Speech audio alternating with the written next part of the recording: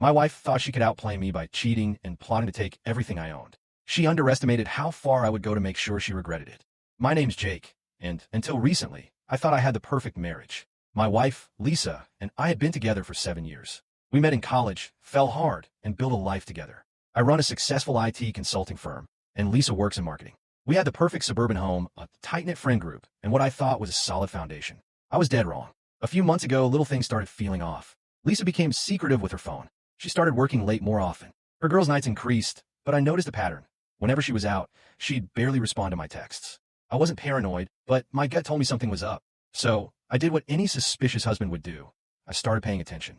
I installed a small GPS tracker under her car, something non-intrusive but effective. I also put a keylogger on our home computer, which she used occasionally. The results? Stomach churning. She wasn't working late. She wasn't having girls' nights. Lisa was meeting someone, and not just anyone, her boss. The GPS tracker showed she frequently visited a high-end hotel across town. My suspicions were confirmed when I accessed her emails. There was, plain as day, flirty messages, suggestive photos, and even a reservation for a weekend getaway. I felt like my heart had been ripped out of my chest. But if she thought I was just going to confront her, cry, and let her walk all over me, she had another thing coming. I wasn't just going to divorce her. I was going to make her pay. Lisa didn't know that I had already taken steps to protect myself financially. Years ago, I put my business in a trust under my brother's name for liability purposes. On paper, I looked like I had far fewer assets than I actually did. Now, it was time to tighten the trap. Step 1. I hired a private investigator. If I was going to nail her, I needed irrefutable proof. A PI is expensive, but trust me, worth every penny. Step 2. I met with a divorce lawyer, one of the best in the state. We went over everything from assets to alimony laws. Because we lived in a no-fault state, I needed to prove wasteful dissipation, basically, that she was using marital funds on her affair. Step 3. I played dumb. I acted like the loving, clueless husband while secretly preparing for the final blow. Lisa was getting comfortable. She thought she was outsmarting me. What she didn't know was that her little weekend getaway with her boss. I paid for it.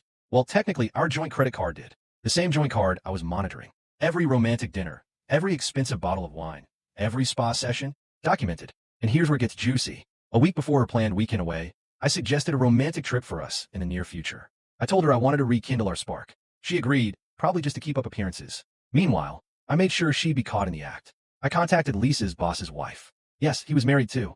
She was devastated, but immediately on board for revenge. Together, we planned to expose them in the most humiliating way possible. Lisa thought I was on a business trip the weekend she went away. But really? I was waiting outside the hotel, watching them check in with the PI recording everything. I called our friends and family, telling them Lisa had a big surprise to reveal. I told them to meet at our house that Sunday evening. Lisa's boss's wife? She was very excited to help me out. Sunday came. Lisa walked in, expecting nothing. Instead, she saw her closest friends, her parents, and mine all staring at her. On the TV screen, a slideshow of her affair, courtesy of my PI. Photos of her and her boss entering the hotel, laughing at dinner, kissing in the lobby. Dead silence. Lisa turned white. She tried to speak, but I held up my hand. "Oh, Lisa," I said, my voice dripping with sarcasm. "I thought we should all see how hard you've been working lately." She started sobbing. "Too bad." Underscore. I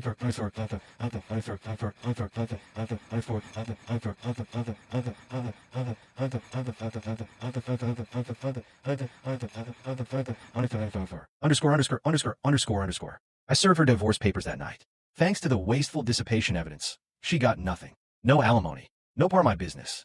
Just her personal savings and whatever was left after her lawyer fees. Lisa's boss? His wife took him for everything.